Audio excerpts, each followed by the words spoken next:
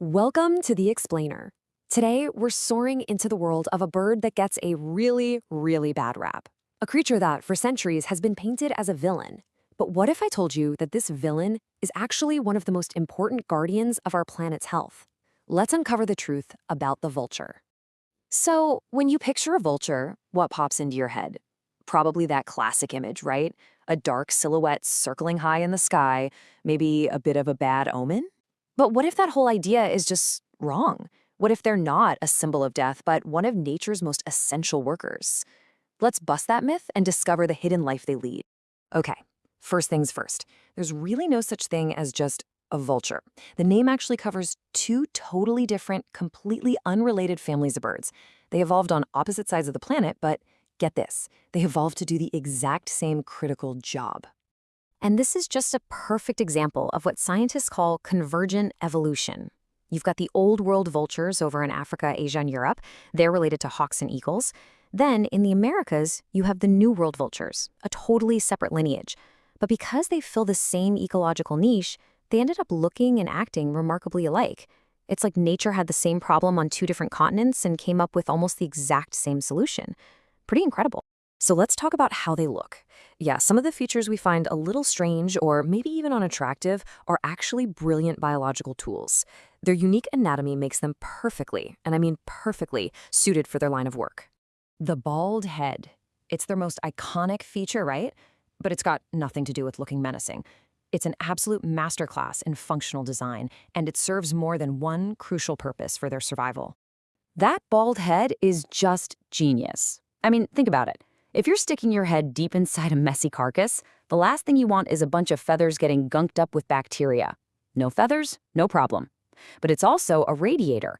Vultures can use that bare skin to release body heat when it's hot, helping them regulate their temperature perfectly. It's simple, but brilliant.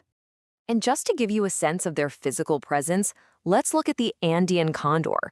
Its wingspan can reach a maximum of 3.3 meters. That's nearly 11 feet. We're talking about a bird with a wingspan wider than many cars are long. They are just massive. But it's not just about being big, it's about being efficient. With wings that huge, they are absolute masters of soaring on thermal air currents. In fact, a study on Andean condors found they flap their wings just 1% of their flight time. 1%. Most of that is just for takeoff. The rest of the time, it's just pure, effortless gliding. So they're built for the job, they're incredible flyers, but why is that job so important? Well, this is where we see the vulture as a true unsung hero. Their role as scavengers is absolutely indispensable for keeping entire ecosystems healthy, and that includes us. This quote from the San Diego Zoo really just says it all. Vultures are nature's ultimate hazmat team. By eating carrion, they get rid of rotting carcasses that would otherwise become breeding grounds for diseases like anthrax and rabies. They stop outbreaks that could devastate both wildlife and human populations. They even have some, well, let's call them unusual hygiene habits. Ever heard of urohydrosis? It sounds pretty weird, but they actually urinate on their own legs. It's a 2-for-1 deal. The evaporation cools them down, and their uric acid is so strong that it acts as an antiseptic, killing any bacteria they might have picked up while walking around a carcass. It's a built-in cleaning system.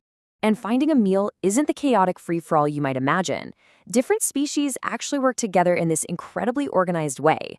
Often, the smaller turkey vultures, with their amazing sense of smell, will find the carcass first. Then, the bigger, stronger birds arrive to do the heavy lifting, ripping through tough hides that the little guys can't. It's a collaborative system that makes sure absolutely nothing goes to waste. Vultures are found all over the planet, and they come in a huge variety of shapes and sizes. So let's take a quick world tour and meet a few of the most remarkable members of this global family. We have to start with the king himself, the Andean condor. We've already talked about its size, but this bird is so much more than that.